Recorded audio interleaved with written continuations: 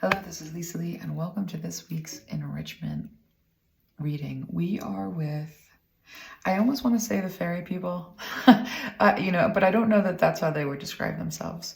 I wanted to work with the Druids, and this was kind of like an interesting thing that happened this week. There's been a lot of like ancestral stuff coming through, as we know, like the ancestors came through. And more recently, like, a certain kind of like picture has been presented to me of what it really is to relate to this other time. And our ancestors are another time. And the spiritual ancestry that like we are working with is ancient.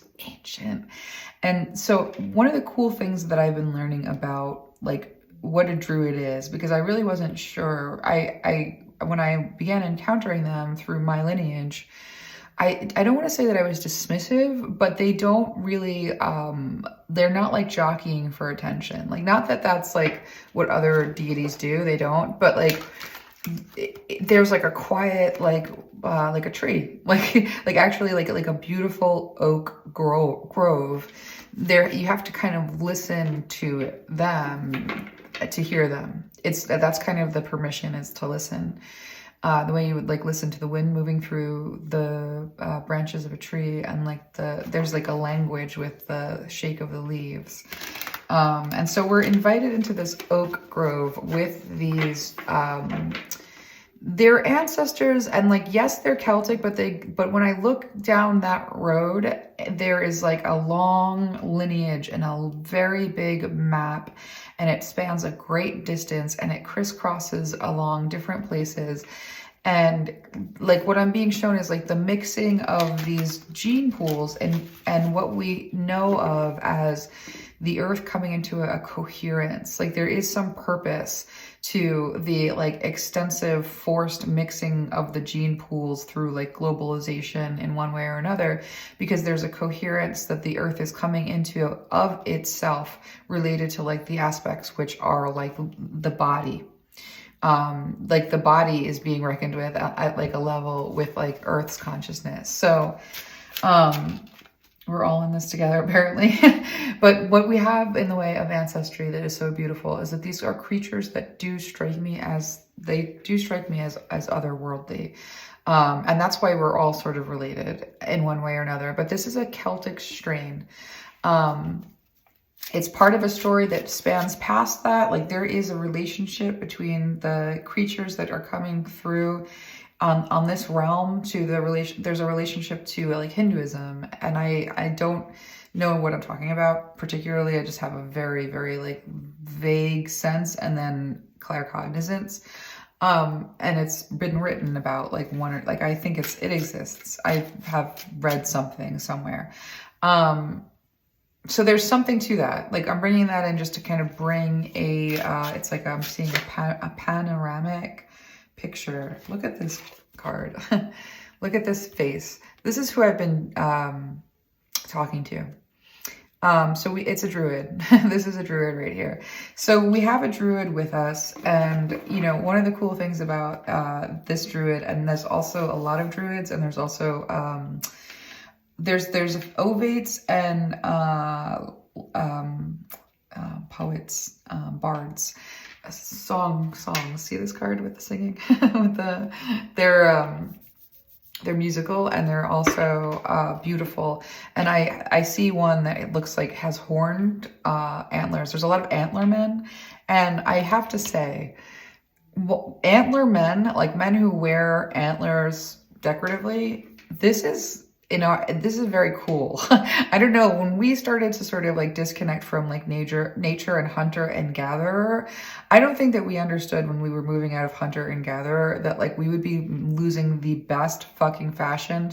Forgive my I can't help but curse when I look at this attire of these ancestors, and like they're hunter gatherer and they are mimicking nature.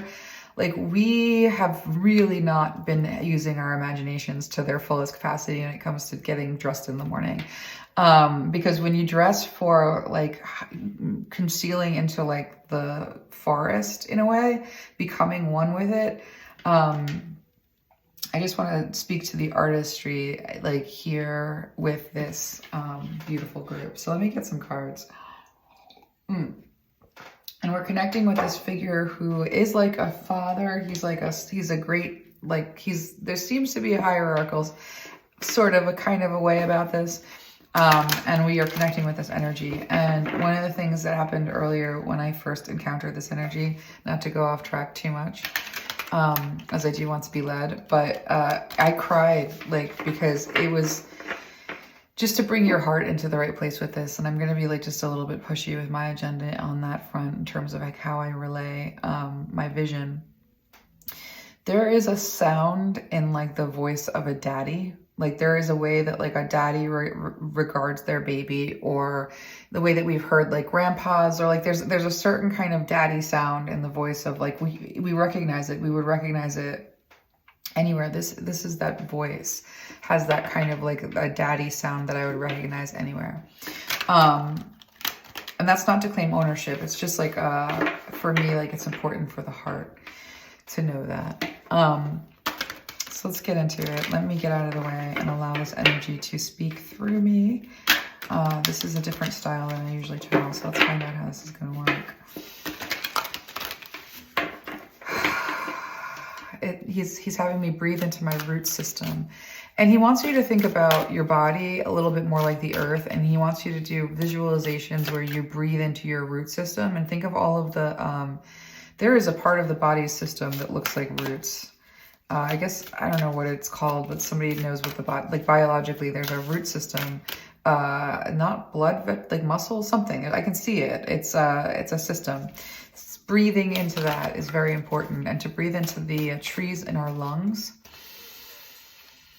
And like when you are breathing into your lungs, to picture the breeze moving through trees, and to bring yourself into the bigness of that, and like also like to be simultaneously in the smallness of your body and the bigness of like the breeze moving through the trees when you breathe. Like he's bringing us into this beautiful meditative sort of vision that way.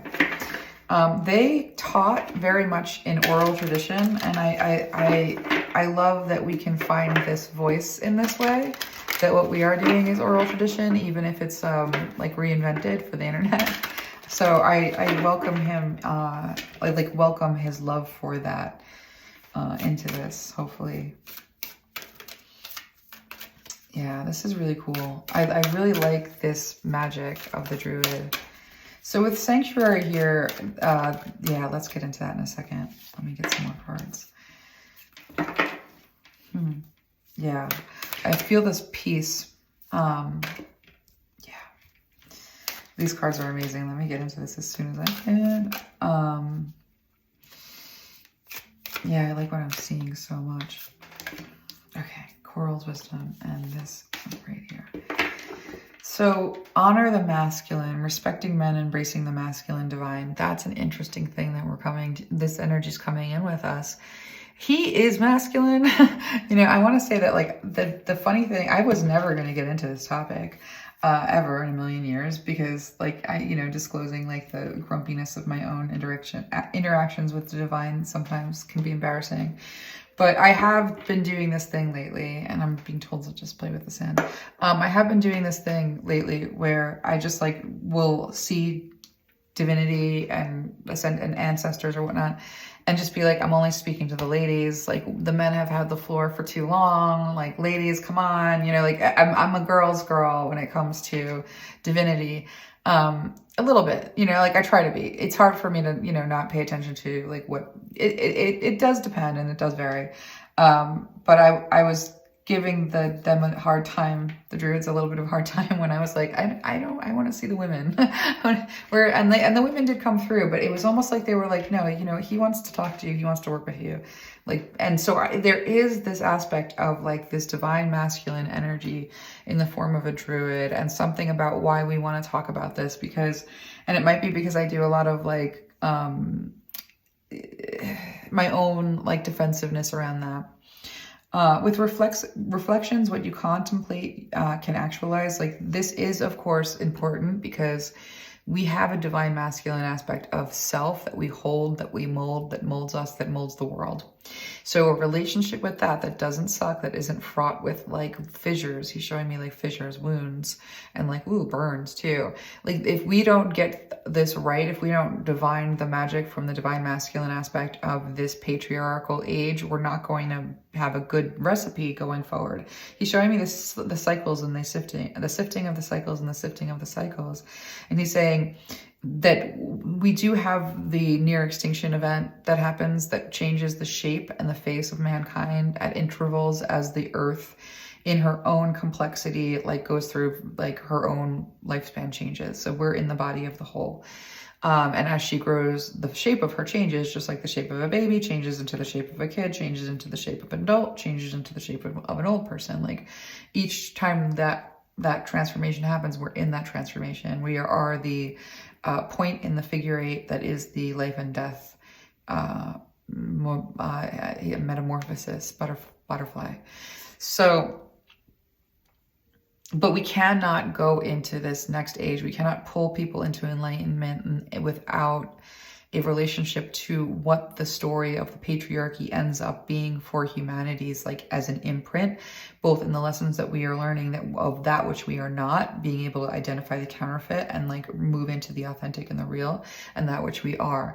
But we are taking that which we are from that which we're not, which means that we can't like throw any baby out with any bath water. And there are systems, complex systems at play in what we contemplate and actualize that like require we look at things a little bit differently, and come into a better, like he's like, you have got to stop being at war with your divine masculine. That's going to be like the key. And I will ask a lot of questions about that right now. I want to know it all. But with the sanctuary here, you know, one of the first things that I'm getting from this energy is the need for me to know that I'm in a safe place, to know that I'm surrounded by, you know, powerful ancestors, and for you all to know this about yourselves as well. You're in a very small collective of like an emergent kind of a type of relationship to the divine, that's kind of reaching back through time and trying to gather those pieces of divinity into one place so we can just like take the good and like move it into the new. Without compromising the integrity of what is forming. And so we're being called to sort of step back away from the mentalities of the war peoples and the war gods. We're being called to specialize.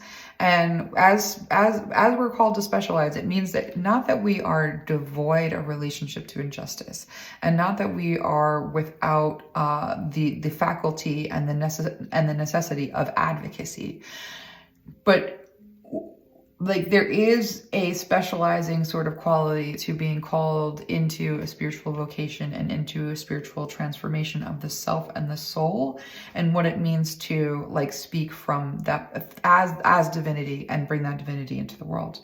It's a specialized thing, and it does require a level of mastery around like types of detachment that allows you to heal yourself and heal others. So with sanctuary here and timeout and freedom, like we first have to reckon with this notion of finding peace, ruling out the power of fear.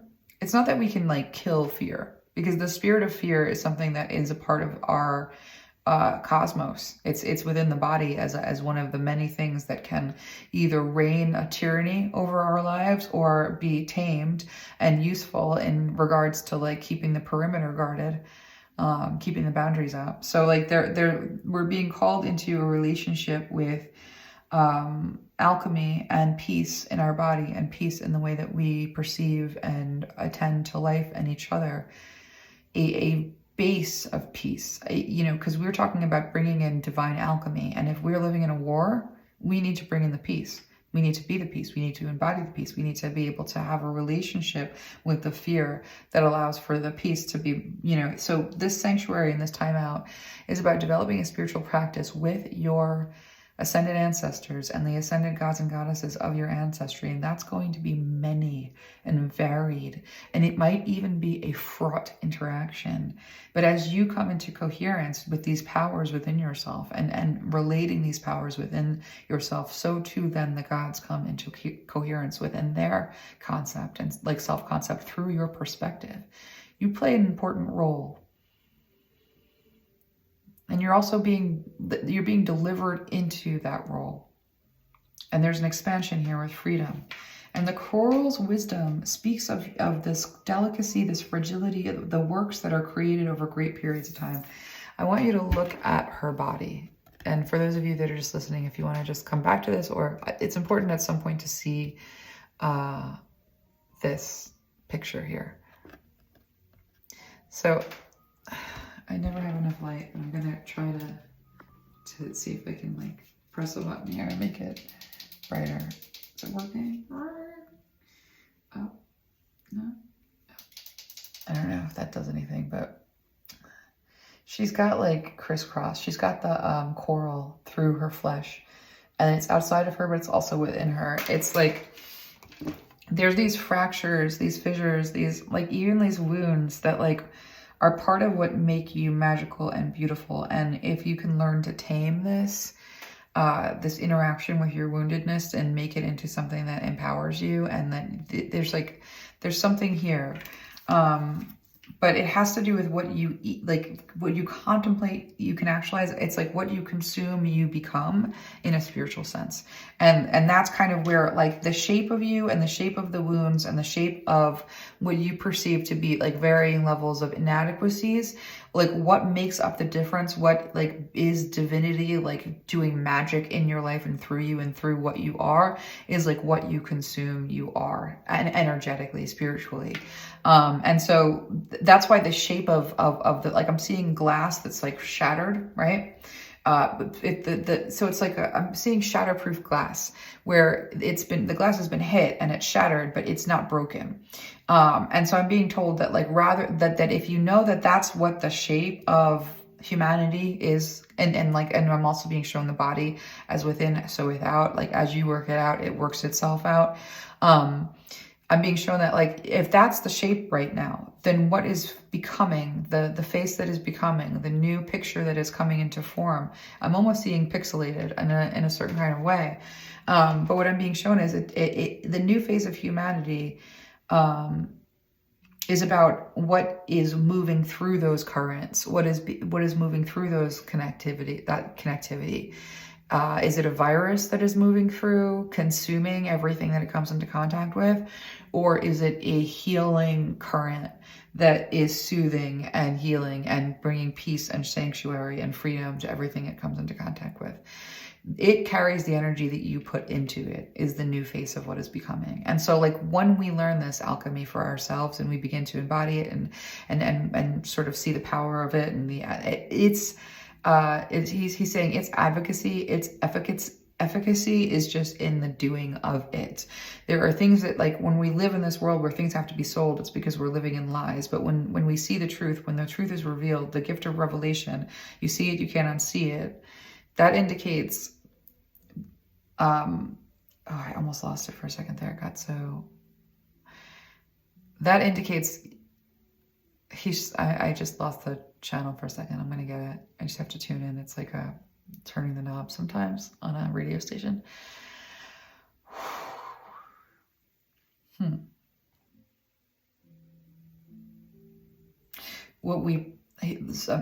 being shown that like the channels are less important than what is channeling through. And once we understand the alchemy of what we are and what we're capable of, there's no selling it, there's doing it. And as you do it, it is a revelation. The truth is seen, it is revealed, it can't be unseen. So there's nothing to sell. So there's nothing to worry about in terms of like wrong or right. You just begin to embody when you step into the life of a mystic, when you embody the mystic, when you specialize as a mystic. You're agreeing that shattered windshield is what lets the light come through and then refract out 1,000 times more powerfully. That you don't look at the wounds and you don't look at those terrains of grief as being places of just where the wound is exposed to the salt and poison of the elements. But rather, when you bring divinity through that current of brokenness and allow divinity to light it up, and I see life like light spraying out in every direction, refracting and growing and changing and moving, and everything that interacts with it is changed by it. Like there is nothing else you have to do. That is your advocacy. And to prioritize, that's tricky because you do have to be present. But there's something here about, yeah, so let's keep on moving because this is off to a very like robust start. Let me have some water. I love this energy's power. Very calming, very soothing. It's like a nice anchor. One of the things that I get with this energy is that like I do something that's very old in a very new way. So I guess being an oracle and the way that I'm an oracle is like new. People are just kind of learning how to do it again. It's like an old ancient oral, he says oral victory, oral, like he says oral victory, like, but it's like oral storytelling. Like it's an ancient kind of an art form. And he says it's a victory to revive it. And the channeling and the way that I'm doing it, he's like, it's a victory to see it revived, but I do it in a very different way. I'm punchy and like annoying, like a modern person who's like, and like reporting from the sidelines, like, like he's showing me like, what is that? The person who reports on the game, the field game, or the person who's like, who's the person in the position at the football game who says like, and then Tommy throws it down the yard, da, da, da, da, whatever that is. He's saying like that's a very modern development on like old oracle telling. And so the knowledge here, oh, look at that beautiful, the knowledge. I was kind of having that prayer before we started this reading. I was praying with these druid energies, and I was like, please bring in the knowledge of the oak tree of our ancestry, something like that. I forget exactly what I said, but yeah, this is beautiful. Let's keep on going. So this honor the respecting men, embracing the divine masculine. Let's hear a little bit about that. I wanted to ask questions about that. Sacrifice, cutting down a tree. I do think antler headdresses, like we have given up on hats. And I just think that I'm looking around at our ancestors and all of the cool hats. And I'm just thinking that we have just not done our due diligence in hat building as a culture. So with the fairies of mischief and play, the call of laughter, I think that this is actually, like the spirit of what I was just doing, kind of that playfulness. This ancestry comes in and says like, when you're working with your ancestors, you're not just working with like this serious as a heart attack shaman in a cave. That's not your only like influx of like ancestral wisdom and knowledge. You also have to understand that such an important component of this type of seeing comes into play. And there's also this aspect here, the ancestors have been kind of helping me with like my concept of myself and my own differences from like, I have like this like pity party kind of version of myself that like notices that there are aspects of me that like are kind of like out there weird, and it feels a little bit alienating.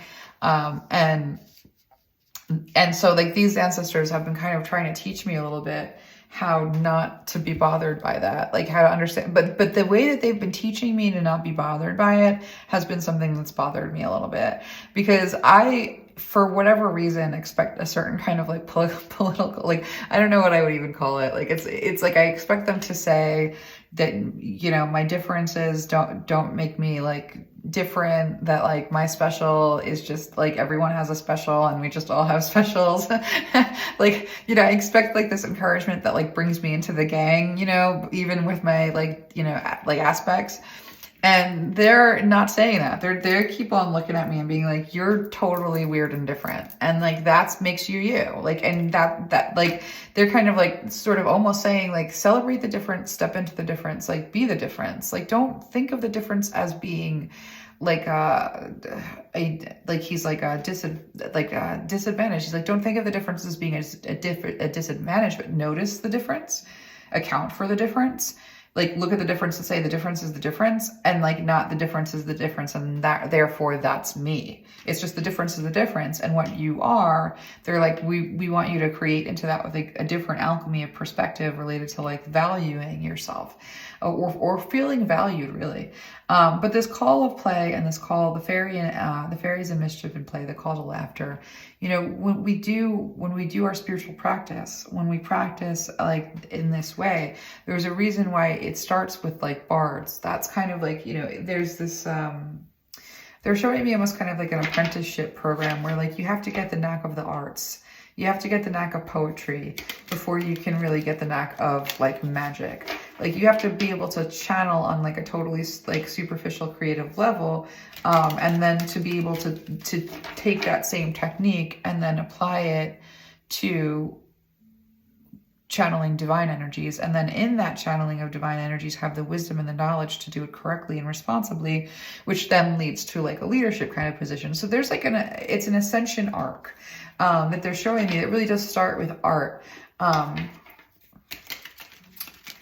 let's see. So that call of laughter is about, you know, sort of saying that, you know, this notion of art, this notion of creativity and play, this notion of song, all of this is like going to be your apprenticeship into the psychic arts and magic, and to start there and to give yourself fully over to the process there, and not just be there and be feeling just like all you can do is make art. And so like there's like, I hear them saying like, I praise you in your creation and your creative capacity, and you praise me when you create. We don't have another story. So and that's kind of where they're like, you know, they are bringing me into this beautiful place. And they have been bringing me into this beautiful place of, they keep showing me a vision of myself as a baby. I must have been like 3 or 4 years old. And when I was a little baby, my grandpa was dead already, but I could see him and hear him just fine. I had no problems. Like it was very confusing for me that it was happening, you know, like I'd be like, this is different, you know, but like it wasn't hard. But so like I remember there was this room in my grandma's house that they had this tiny little house, little cottage, and on my mom's side of the family is Greek, and she's also Cuban, and my father's side of the family is Irish and also German. And so with this vision that they've been giving me, they keep on taking me into this room in this little cottage of my house, of my grandmother's house, where like there's a little party going on, and the party was like mostly going on in the backyard, but it kind of worked its way into the house. It was like a family reunion kind of a party, and all the adults were like, you know, drinking and having adult time, and I was like passed out on the pile of jackets in my grandfather's old piano / guest / office. And I was hanging out with my grandpa in there and playing the piano, and I passed out on that little bed. And so, and it was like the most perfect piece. Like I was literally sleeping on the coats of all of my like family. And like I could hear them in the distance. It was like the safest. I'm like seeing it. It's almost making me cry actually. But it was like the most safe place in the whole wide world. And it was also like so rich with like the life of every life that came before me and around me. And I just remember kind of listening in this half dream state to all of the stories that I could feel in their voices and in their laughter, and what you're being invited into in the way of like a heritage and your ancestors, and their love for you, and the call to laughter and the call to play, and this sanctuary and this time out is like a holy reverence and a holy moment, and bringing yourself into the holiness of that love, of that bed in like a great grandma's house where you're sleeping on the jackets, and you can only hear in your dreams like the laughter and the cavorting of the adults. And then it could be Christmas, it could be a holiday. It's like the time when the adults aren't paying attention, but you are so like full in your belly.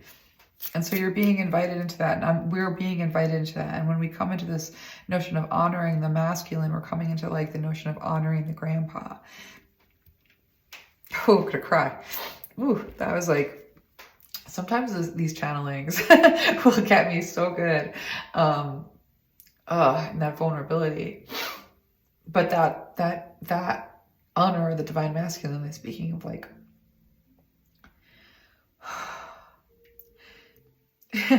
the sound of the grandpa voice, the sound of the daddy voice, that sound and that voice that's daddy and grandpa that you would hear anywhere and that you would know anywhere. That's the honor of the divine masculine that we're speaking of here. And it's love. And when we step into divinity, we step into falling in love and being in love and having the pile of jackets of our ancestors be what we fall asleep on every night. Oh my God, you guys. Lisa Lee breaking into, just cry. This is really beautiful. Like, this is hard for me not to just get a little bit weepy. I don't think I've ever gotten so weepy in a reading before. I wish I had the tissues nearby. I might have to get up and get them. But I think that, part of what's so beautiful about this moment with our ancestors and what they're bringing us in the way of knowledge is that we're connected to them here with the source, that they've never gone anywhere, that they've never not been aware of us. We think of ourselves as finding them, like finding our way through the dark, feeling our way through the dark. We think of ourselves as finding them. They never lost us. Who else is crying right now? Comment down below, because this is really what they're showing me with this cauldron of creation, this source, that figure 8. It is a closed system. We are known to each other. And our souls go over and over and over again. And they're saying, if you don't think we recognize your soul, if you don't think we know exactly who you are, if you don't think we picked every feature that you carry with you through this life as the armor that you're given to work out the lineage's karma with your life, with our lives through you, and that working it out is the coherence of the planet. And as we are thrown into the wild winds and the far-stretched lands in some mad dream of war, the consequence of coming into contact with all the peoples and the people's peoples and the power and the invalidation and the validation and the moving and the taking and the recreating and what we become spiritually is a world of deities at odds with themselves and need of a peace that we bring in with our energetic reckoning. It's a system that feeds into itself and keeps itself alive. And so when we think about where we are and what we are and who we are as aspects of the divine, we are divinity's children, each and every one of us, and we are known by that divinity. And even if there has been a sacrifice with this cutting down of a tree, they're inviting us into a new interpretation of the stories that we've been told and the mythologies that we live by. There has been a lot of deception. There's been a taking us out of the garden. There has been a cutting down the tree of life. Like quite literally, to cut down the trees, like this is cutting off parts of our own limbs, part of our own sensory perception, to cut off our relationship with nature. Whew. I'm going to take a break that you don't feel because I just need to blow my nose. This is such a beautiful reading. I'll be right back in 1 second. So I took a little break. I'm back. I needed to kind of have a breather and blow my nose. That was just such a beautiful thing that I saw. And I think that, what we're being called into is like really relationship, deep relationship. There's this notion of sacrifice here that I'm going to ask some questions about because, yes, we are all part of the source, but, some of it is like, who are we? What are we supposed to do? Like, what does it mean? How do they want us to engage and in what way? So let's get a little bit more. I know that like the call to laughter means play. It means create, with the creator coming out here. That's kind of there we go. So this is about creating this container for our faith, and that creating the container for our faith means engaging with music, engaging with dance, engaging with painting, engaging with writing, engaging with expression, but not just expression, sharing that expression. and sharing what it means to create with with divinity with you, to work in that space of life and death, because that is something that the mystic does. And as a mystic, you are going to have to contend with like areas of your life that have been impacted. There has been a lot of magic manipulation, as like the magic of your world is dark. The magic of your world is dark. It is corrupted. It is of the mind of a madness that has taken it. It seeks to counterfeit and sell everything that has ever been real and true, and obscure that which is real and true in order to continue its virus of expanding its own greed. So it's a sickness that is in the land, and it's a sickness that infects absolutely every aspect of the land. And you're called to create out of it. You're called to bring magic into the world as a way of combating it, not to combat it with its own magic, with its own spells. You know, with this deception that had come in, you know, like this notion of like looking at the stories, the mythology, look at your mythology, find the truth in your mythology, take the truth out of your mythology and create something new. Channel in something about that mythology. You don't necessarily have, you don't have to sacrifice. There's something here about creating as an antidote. When you see all of this counterfeit and all of these lies, you don't have to point out the lies and diagnose them and put them on display. And that's part of advocacy, and that's part of the work in a certain kind of way. But when it comes to creating your way into a new system of belief, when it comes to creating your way into a new worldview, you're collaborating with everyone around you through the act of defiant art and defiant art making. And you're speaking the truth in the face of the lie, and the lie just kind of falls away in the presence of that which is real. And so showing up with what is real is in some ways finding it, but it's always been there. And it's interacting with creation in a totally new way, in a way that doesn't ascribe to publication necessarily. You know, it's funny because working with the Druids, there's a tribe that is native to the area that I'm living in right now. And I really don't know anything about that stuff. I don't. Like, I just know that I'm I have these psychic abilities. So I can I love I honor the land spirits. In fact, I do make it a point when I sit down to do this to ask their permission to be here. I always acknowledge, I know what's going on. And they've been so gracious to me. But one of the stipulations, and I don't think, and this doesn't really break it, you're allowed to sort of talk about things, but not exactly things. You can kind of give a reason for things, right? So, one of the stipulations of me learning from them is that I'm not publishing that shit, and I'm not putting it on display, and I'm not writing it down. It is not to be shared that way. It belongs to them. It doesn't belong to me, and it doesn't belong for me to disseminate it. And I'd never encountered that before encountering them, and I honor it. I don't tell people what they tell me, except that I say I can't tell you what they tell me, which is acceptable, right?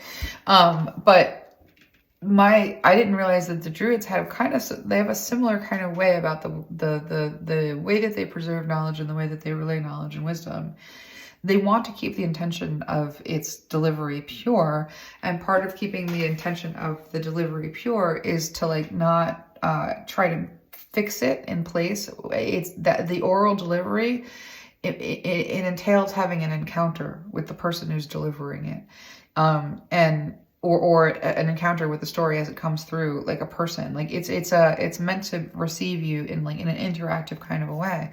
It's meant to be an interactive kind of a magic. The alchemy of that relaying of information, that magic, is that it's spoken from one person to another for the purpose of that communication being holy.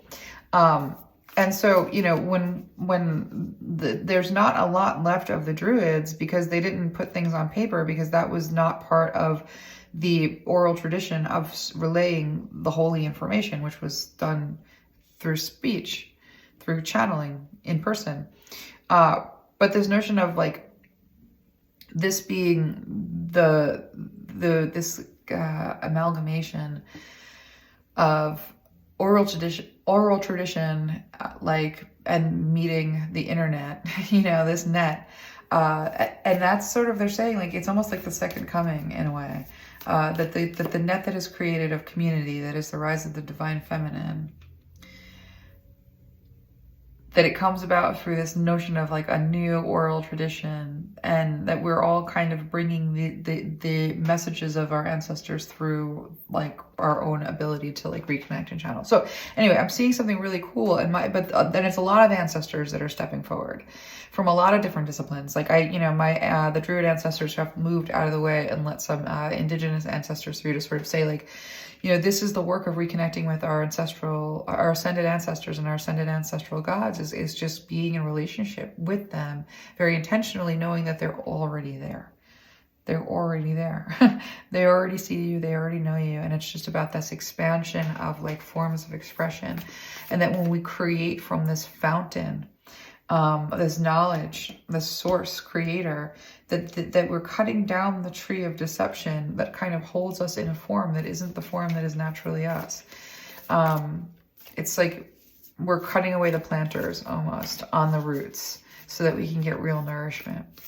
And that's an aspect of divine masculine magic. It's an aspect of agency, and the heart. So the creator and the heart. And the nectar here. So the nectar is going to be praise. And what is nectar? It's kind of like, I heard this term, like it's the Gen Z or Gen Alpha, I don't know. It was a term that said that aura points, kind of like vibes. Like there's a quality to true art, true poetry, true music, like true art that has essence, that has like the aura kind of like aspect of essence that like is in the art that channels through, that is able to be like received at a sensory level wherein you have that same feeling, know that same place, would recognize it anywhere. It's a divinity that you're receiving in the form of another's transmission. That this expression, we've been really screwed up with this commercialization of personal expression. Especially in terms of like, what it is to create art from the heart and have it be like received in a way where it is worship. The creation of it is worship, and the reception of it should also be a kind of a worship, and it should be a holy exchange. That this should be a type of transmission between people, that like similar to the transmission of an oral tradition spiritually, this should be a kind of transmission that we're able to exchange and have, is the creating for each other in worship, with worship, like in love. And and that nectar being like your particular like worshipful quality. And in all of us, we've had experiences of falling in love where the other person, suddenly the way that they look when they are sleeping,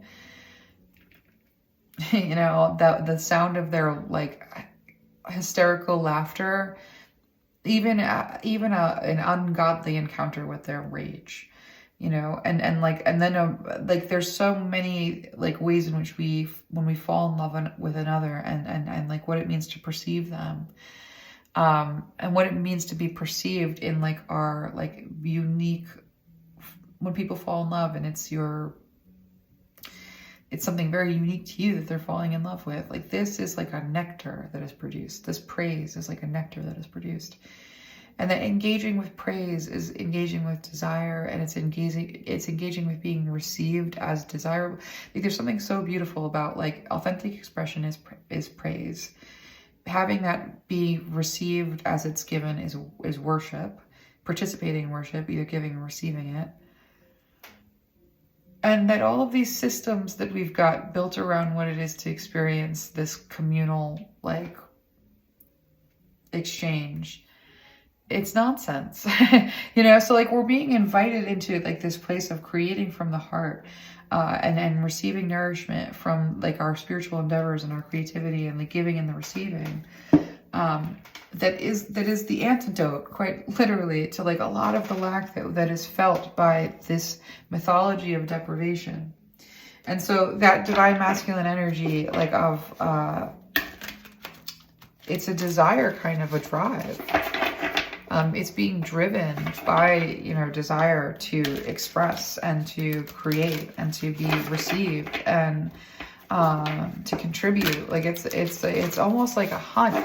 It's interesting because I was seeing the hunter and gatherer ancestors. I was looking at their outfits, and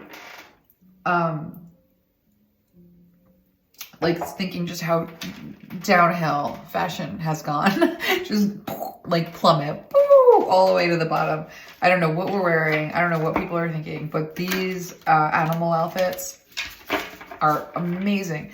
But like beyond just being like amazing, it's not like pomp. Like there's a lot of utility there. It's like well made. But the point of the matter is, before I'm so caught up on the clothing, this notion of like creating your self-image in relationship to like,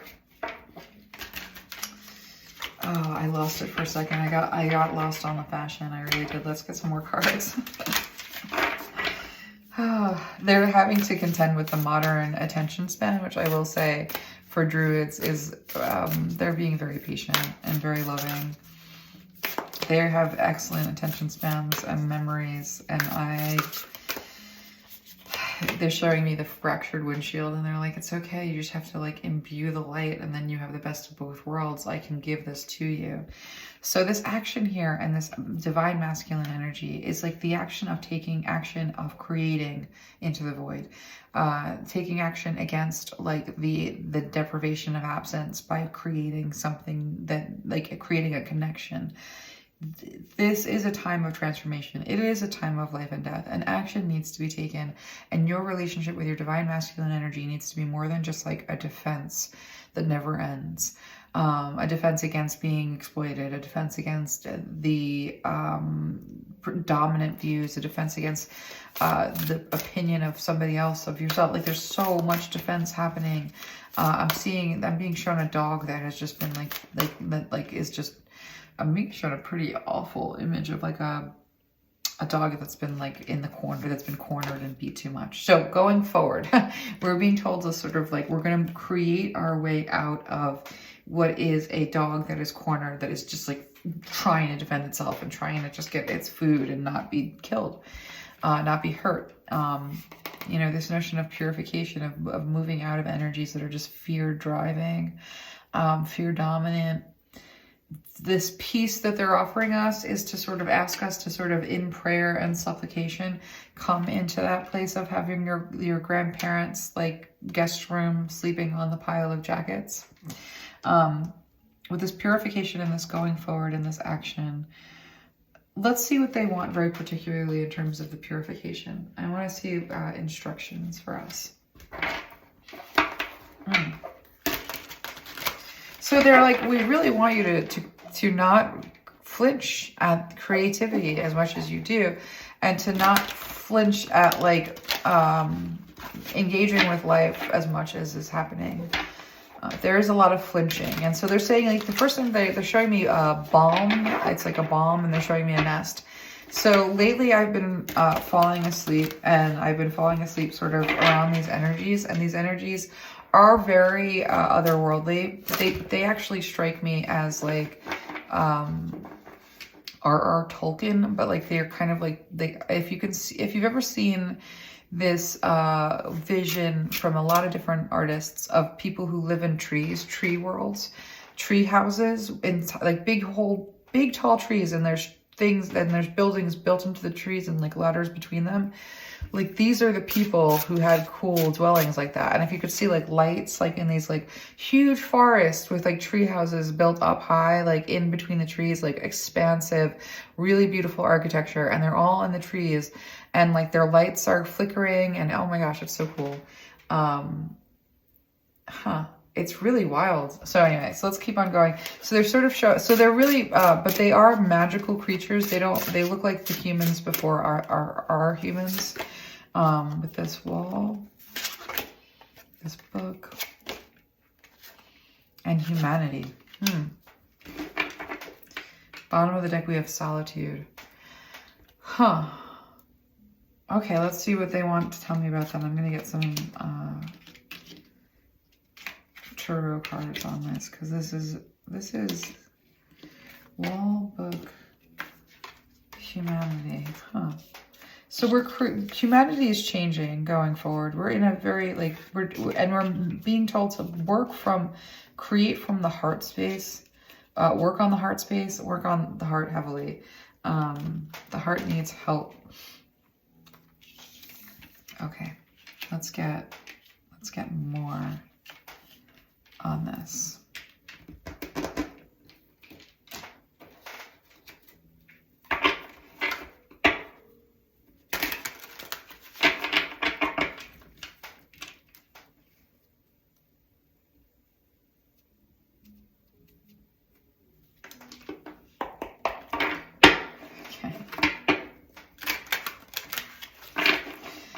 Yeah, there's these really cool headdresses that are ancestral, that are kind of like, they're not really headdresses, they're kind of like hats.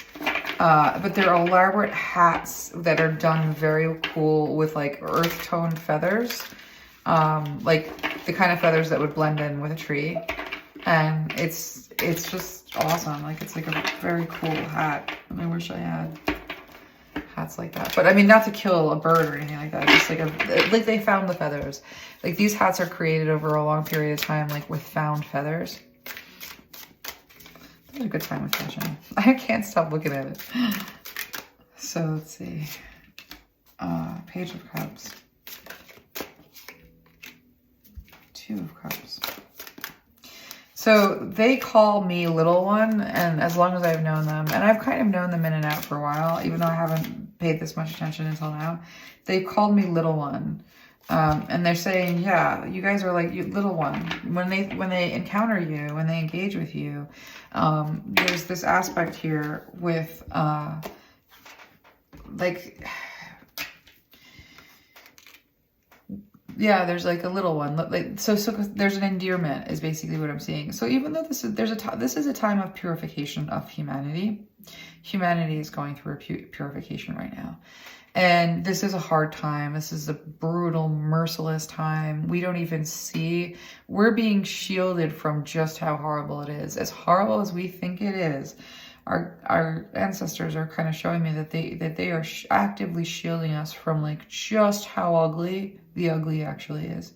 And they want us to know that like that means that they're proud of us beyond any reprehend. They are proud of us beyond our wildest understanding.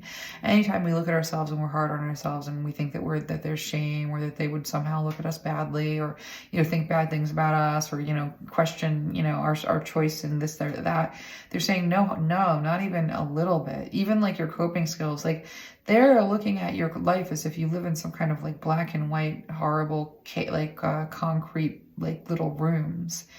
They're showing me prisons, and they're like, you guys think your house is nice, like bleh, like why would you ever not have like all of those animals as your best friends, and like a absolute like incredible wardrobe of like the most amazing earthware you've ever could conceive of, and a lifestyle that is quite literally like 3 hours of walking around and shopping for free a day. They're showing me at this like our guides are showing me a vision of myself at like the Dollar General, like looking at things and like picking them up and being like, I wonder if like I would actually want this. And they're kind of saying that like that inclination, that ancestral trait is basically from years of like when they would get up in the morning and they would walk out into the forest and they would go to see if there had any surprises from the traps that they set. If the goddess like left them a delicious treat, or if she didn't, they would go and they would go on an Easter egg hunt, and they would get a whole different bunch of eggs, and then they would go on like a hunt for like, they would do their other little treasure hunt of like vegetables and fruits, and they would talk and they would share stories, and somebody would be singing, or if they were on a hunt that was like more like a sport, that was more like a game, they would break up in teams and they would like agree to meet back with like whatever, whoever got the most would get like to do the cooking, and the other ones would get to rest. So it was life was like leisure, and it was games, and there was never a question of whether or not they would be provided for. Like nobody sat around and thought like, oh, the mother is going to fuck us over. In the winter, they would have to prepare. And so the winter would be a time of fasting, and the winter would be a time of tests and trials and tribulations, but the winter would also provide warmth. And they're showing me snuggling in piles and like laughing and like, and they're showing me that, sometimes like they're showing me like your best moments are sometimes when like everybody is, they're showing me a family that has been traveling and they're getting home from the airport, and then they had to get in the car, and like there's been so many tears, and like everybody's starving, and like nobody knows what time it is, and like everything hurts, and like the bag was broken, and why did that have to be like that, and like hush, like when you get kind of like shaky, and there's this shakiness of the exhaustion, and then and I'm seeing this family like erupting into laughter, and everybody's getting Dunkin' Donuts because who cares, life is crazy, let's live on the crazy side, and there's just like joy in this experience of like, you know, in like the decay of life, like this upsurge of laughter and living. They're saying like, you know, when we think of nature as being oppositional, like we're not really taking into account that some of those times were the most bonding experiences imaginable. And, you know, when you think about your football games, and when you think about the World Series and the when that pinnacle, when it all comes down to that moment and everybody is on the sidelines and they are holding their breath and they are cheering and they are believing and praying and they are directing that energy of like victory towards their team member. Like they're like, do you think that the hunt was like any different? Do you think that like the energy and the intensity of that like didn't like breathe intense magical life into every fiber of our being, and that connectedness and that thrill, and that nature would in one way or another always provide because we would be there. And that didn't mean that they lacked, you know, death, but that death in and of itself was a whole story. That was a different adventure. And so what they're kind of saying here is like, we are at this point in humanity where we are going through a great purification, which means this complex system that we're a part of, the things that don't serve us anymore, the things that can't go with us into the future, ways of being that we can no longer sustain. We have to create our way out. And and there is going to be an absence, and there's going to be a falling away. And this is a purification process. And so with this Page of Cups being little one, and this Two of Cups being like, I see you, I'm close to you, I'm with you. And this Lover's cards being like, they're calling us into a greater imagination. They're calling us outside of our comfort zones. That's outside of our precepts of quality of life, into a new quality of life that's like beyond that is a creative place to come from. With the wall here though, and humanity is starting from a place of, they're saying that like you have to leave the prison, and they don't mean leave the prison of like your comfort of your own bed and your air conditioner. They're saying, no, leave the prison of your mind. That prison of your air conditioner is just there to upkeep the prison of your mind. But if you leave the prison of your mind, we're able to come in and introduce you to like a new alchemy of creation. Let me have some water. The King of Swords at the bottom of this deck is telling us that this evolution of humanity it's being born out of a great solitude, and that this purification is taking place from a great solitude, that we're being kind of like forced into a reckoning with this individualism that has been a poison, that has been a virus. And one of the ways we're having to reckon with it is by like facing it and being like, I am not a fucking individual. I don't know why the curses are coming through. They just are with this reading, and it's channeling, so I'm letting it. But they're saying, you know, this notion of I am not an individual. I need the sustenance of others and systems and people and relationships and ways of being and ways of relating and belonging. And there's a lot that goes into this that means that I can't be out for myself. I have to be out for community, or else I am like this notion of knowing oneself as community. That's a reckoning. It's a reckoning that we're coming into. That's what's being born. That's a reckoning that is giving birth to a revelation that can't be unseen and it can't be unconquered.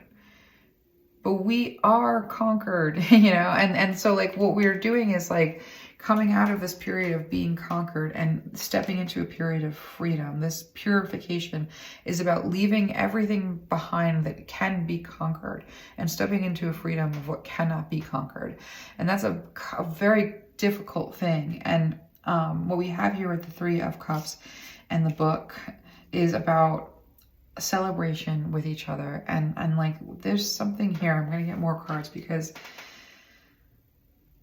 there's work. This is work. So let me just see what they want to bring through in the way of identifying this work.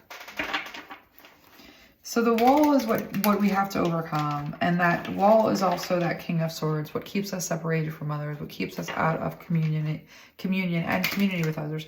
And then, you know, back to what my guides have been kind of telling me about, like, my difference is being just like, it's different. Just be different. Just like stop with the like weird gymnastics of belonging. Like there's this way in which they've been kind of telling me that like it's not that you aren't community, you are community. That reckoning and recognizing that you are community and recognizing like even your specialization within community and where your place in that specialization is, that's all true. But just as true is how unique you are, and like that unique expression requiring like attention and love and cultivation.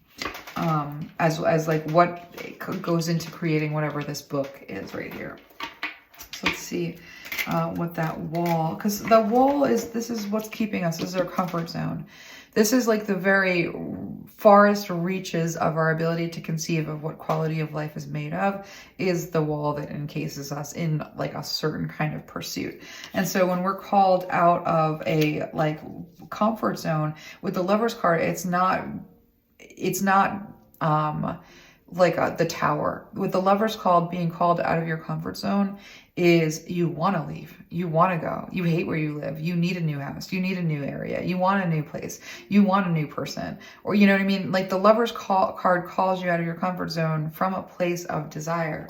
And so when we think about that wall as being the comfort zone and like just the limitations of our desire right now as being prescribed, like let's take a look and see what they want to say about that.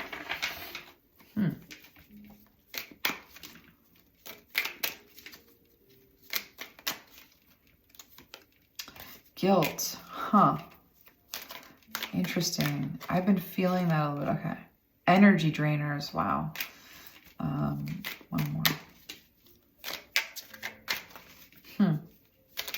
So when we think about creating from the heart and creating our way out of this scarcity, because that Four of Pentacles really does speak of holding on very tight to what we think we need, and like having that be like the farthest reaches of our imagination, hidden self and less.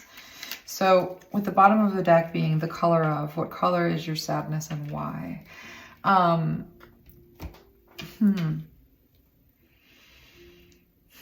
When we think of that cracked windshield again, when we look back over that cracked windshield and what our guide said earlier about that, the shattered nature of it. And what they want us to look at this is almost like this capacity for magic where the light shines through, and what we eat, we are here with this reflection. What we take in, we then like project out. That is a capacity for a level of light that is without limit in its capacity for expansion and refracting and creating. But the same is true of its depth of darkness. Okay, so think about when we think about this quality of the shattered self, the shattered windshield, the shattered, you know, sense of humanity even. That shattering, like it's a shatterproof windshield. So the glass isn't breaking, it's being held in place. It's not even at risk to breaking. It's not going to fall apart. But what shines through it is either going to be the depths of darkness or an expansiveness of light without end. And there is a relationship between those two states of being that we have to encounter and look at. Because I'm being shown the Nectar card here, and that when we look at this Nectar card and the dark and the light, there is a yin-yang quality. There is a part of us that is like digestive and is as deep and as the digestion like requires, you know. And then there's a part of us that is growth, new growth, and the growth is always it comes out of the ground in desire for the light, and then upon finding the light, it grows towards the light, and it waits for the light and interacts with the light, and the decomposition is a sinking. And so like there is this relationship that we need to build with like this notion of the color of what is your sadness and why. If you have to be able to interact with both aspects of yourself, but you want to be creating towards the sustenance of life-giving light. And so that means that like these energy drainers, the things that are in your life where you look at your, like I'm being shown someone looking over the landscape of their life and being like, that decision ruined my life, and that decision ruined my life, and that decision ruined my life, and this shut me down, and that shut me down. And this guilt about, I wish I had done that differently, or I wish I had appreciated that person better, or that person didn't do with this, or I'm never going to get that. Like this is, there's just so much energy drain in a kind of guilt that like, where does it lead? You know, there's a sickness to blame and to this notion of blame that we have to kind of look at. And so they're wanting to bring me into like a home between two people, like, you know, in family. And they're showing me a family that there's an axis of distraction, destruction, defense. This is a really dysfunctional aspect. And it operates on a system of blame. That's sort of like, you know, I'm seeing like with this injustice here, like it's almost like this obsession. It's this drive. It's these demons that are trying to figure out themselves through these people. And it's about blame and assigning guilt and innocence. And just on this, just drive to like constantly be differentiating themselves by innocent and guilty.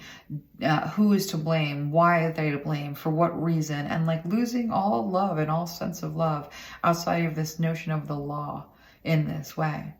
And so this hidden self and this being less in this energy drainers is like about, you know, thinking about like the substance of what we're given in the way of a life and the patterns that are made of that glass, that fractured glass, and the choice that we have in terms of what we're going to bring into the world with us. You know, we have to be able to look in and be able to be in those depths with within that transformation of pulling ourselves and everybody out into a perspective that is taking light and using and you know, moving towards light, bringing light in, and then refracting that light out again. And it's a process of death and rebirth that says you participate in the death and rebirth. That means that when you are down in the dumps, when you are in this process of like, you know, shame even, this, what you contemplate, you actualize, what you eat, you are, like where you spend your energy, what are you doing 99% of the time? Is it defense, assigning blame, positioning yourself as in a position of like, as one that is not to blame? Like, where's the story that you're participating in taking you and others? Where is it driving you? And is it driving you anywhere good? And if it's not, what are the steps that you can take to use the place and the space and the materials that you're given to create a different kind of story with a different sort of set of rules and a different sort of understanding of everything that allows for you to be received and also give, to express yourself. And then now we come back to that cycle of the authenticity of your expression being praise, that praise being received, being worship, and participating in what it is to have appreciation that is worship, and the worship of being appreciated. And there's this beauty in these interactions, and it's between people, and it's oral tradition, and it's not mass produced, you know. So we have to kind of pull ourselves out of the smallness of being and into the bigness of growth and expansion as like a movement. And we need to build rituals around this, so that we can move ourselves. We can move some of these dense, darker spaces. We can get out of defense. We can get out of noticing like injustice. Now, like I'm feeling a sort of a tightness in my chest, and I want to get a little bit of information on that so that we can like better practice what we are hearing. Because this King of Swords is a limit. It's a failure of imagination. And this coral's wisdom is going to be like, this is beautiful. It says colony, delicacy, fragility, works that are created over great periods of time. This is your ancestral DNA, and you're working your way out of it. And there are different branches and different strains. And when you breathe in, you're breathing into the branches and the history of all of those peoples in every stretch.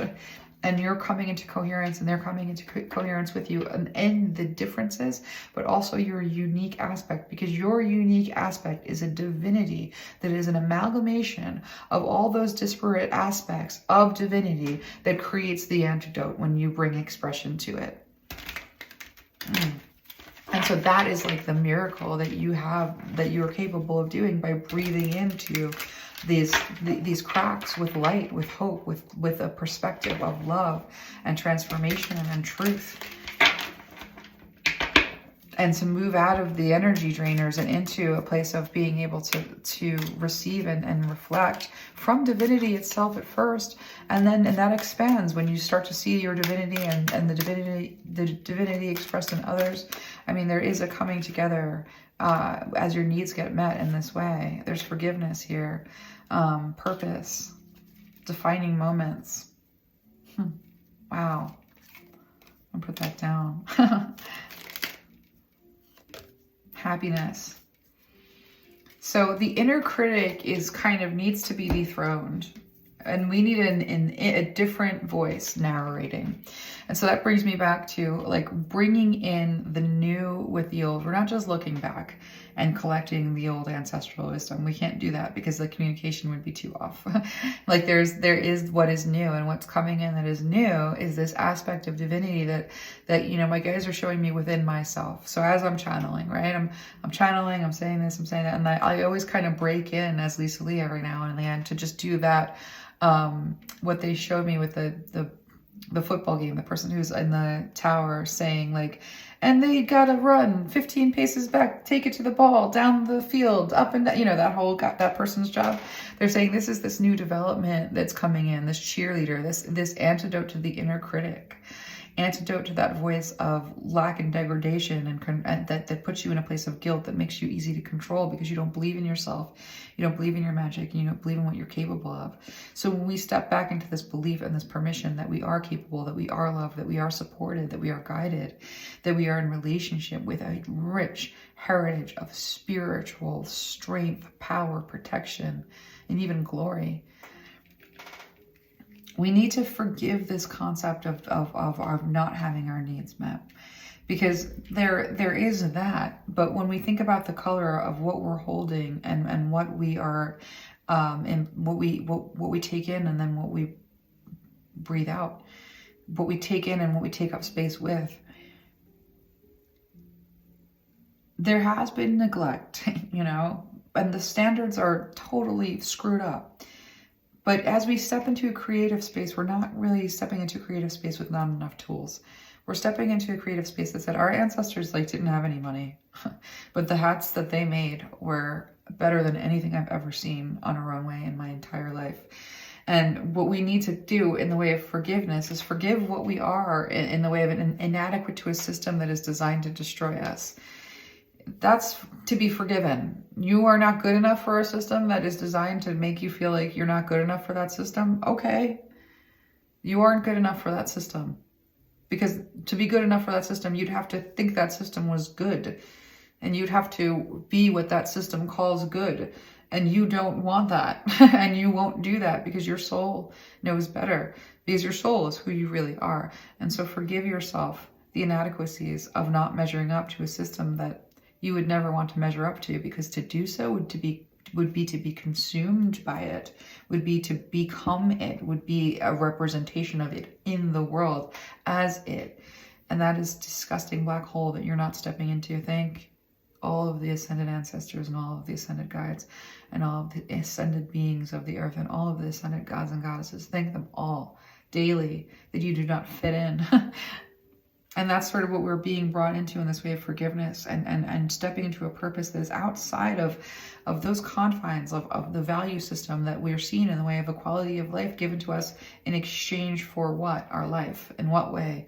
Valuing it.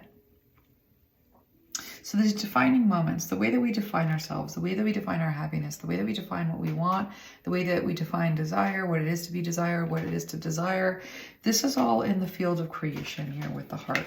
And in the nectar and in the expressing ourselves. And so we're invited into this concept of our own happiness. That means that we can bring to work and to working and creating into the world, we're going to disembowel that. They're saying what?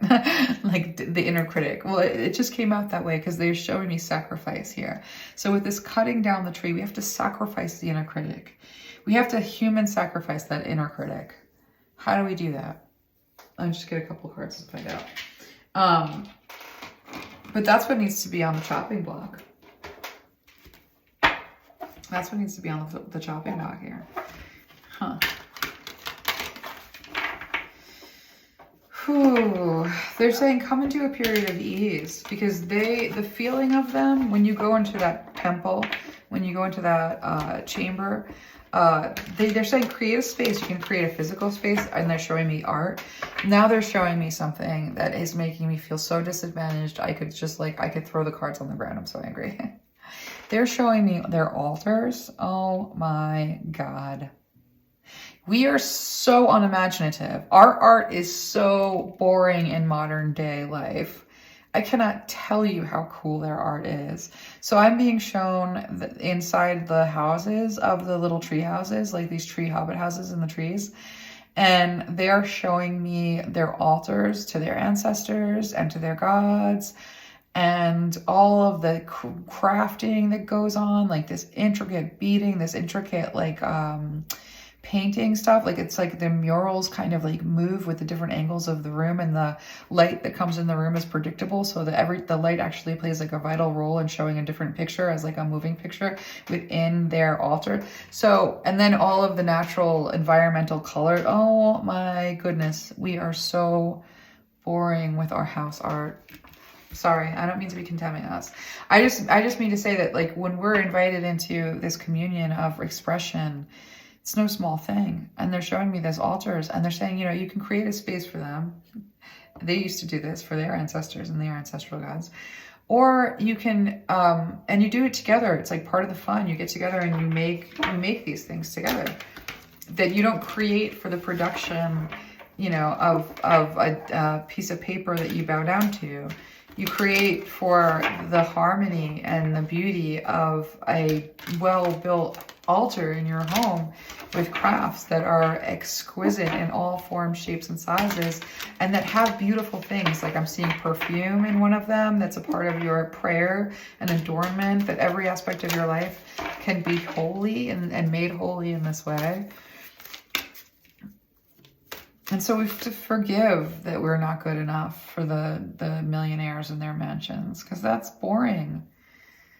And we have to concentrate on what we create of that corner of the room in honor of the sanctity of life and creation and all that has come before us and through us and with us.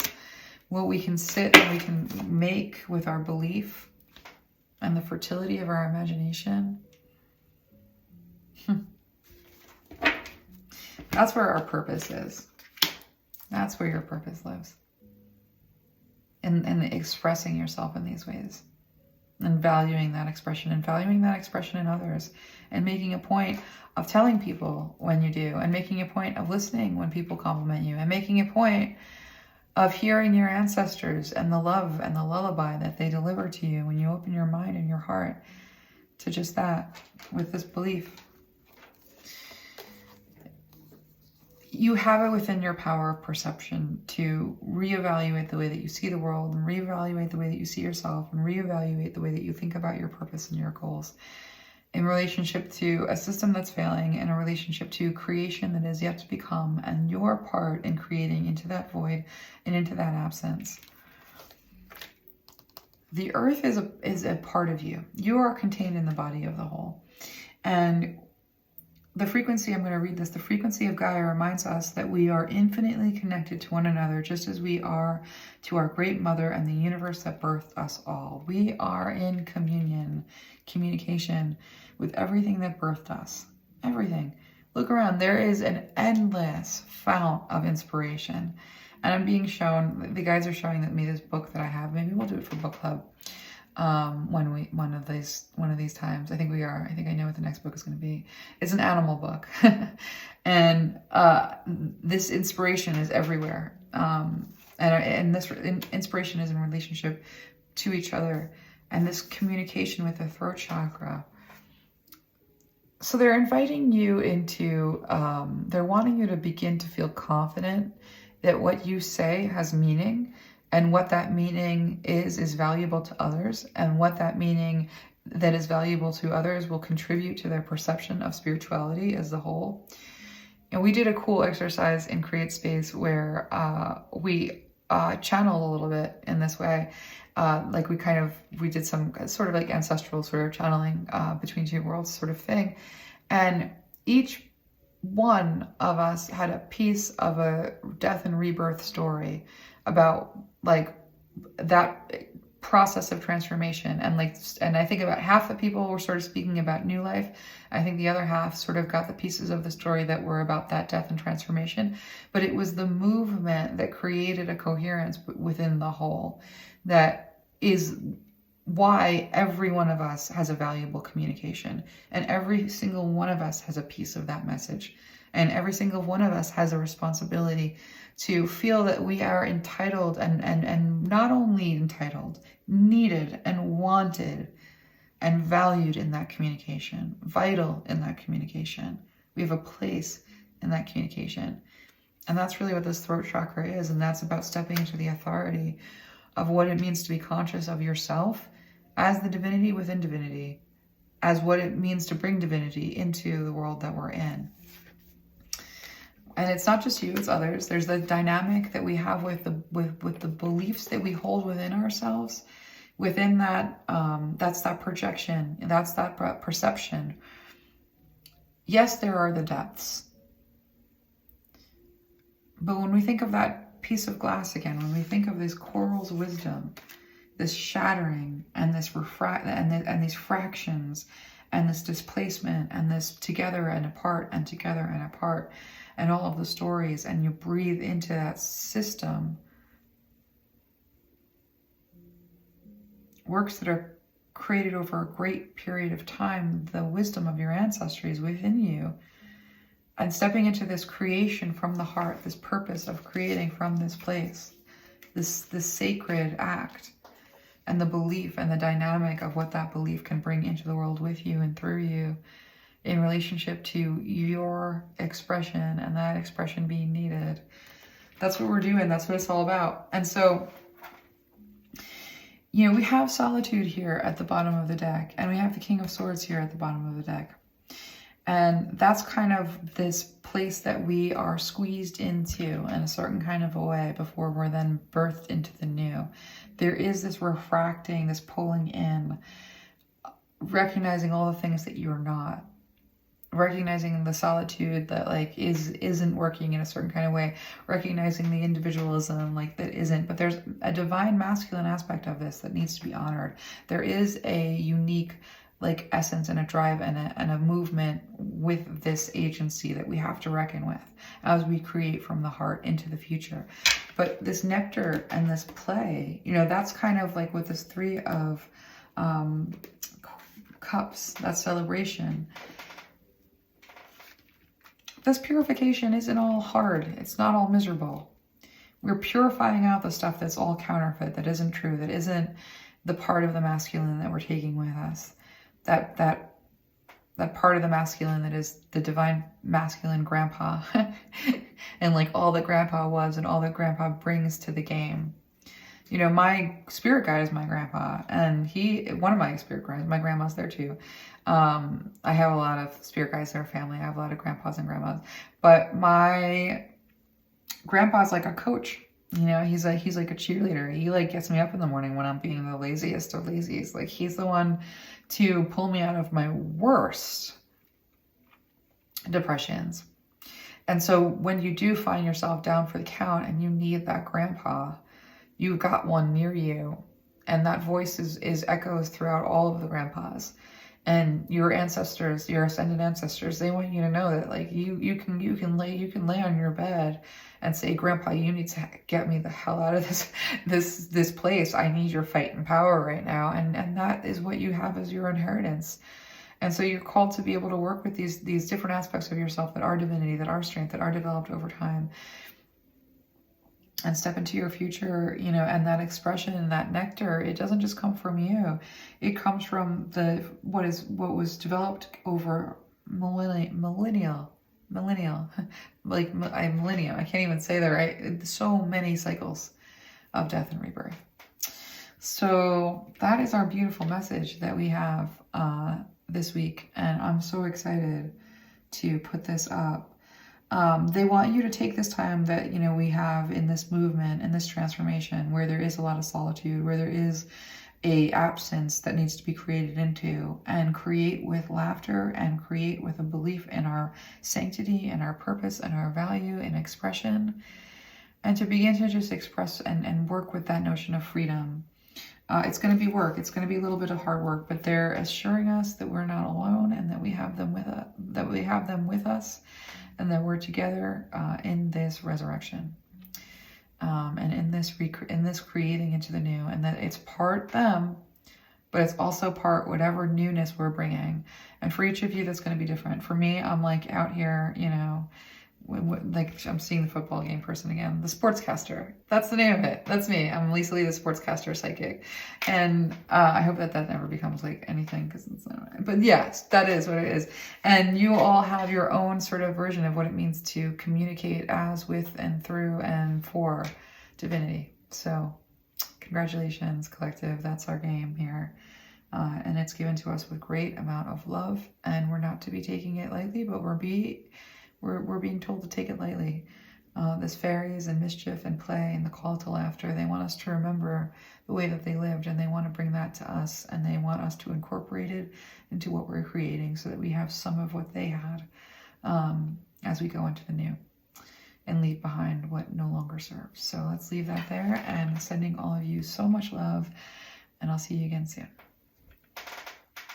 And I do not want to forget, and I want us to remember to make this into something that we always do, because I never want to forget.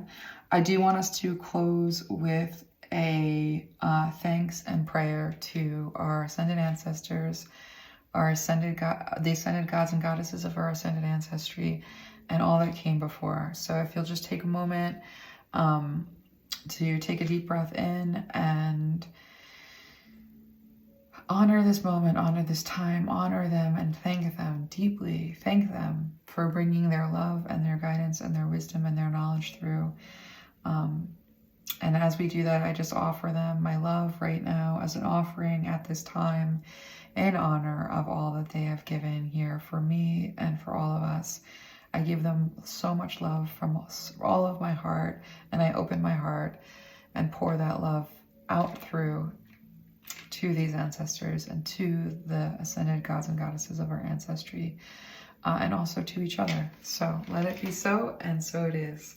And I'll see you all again next week.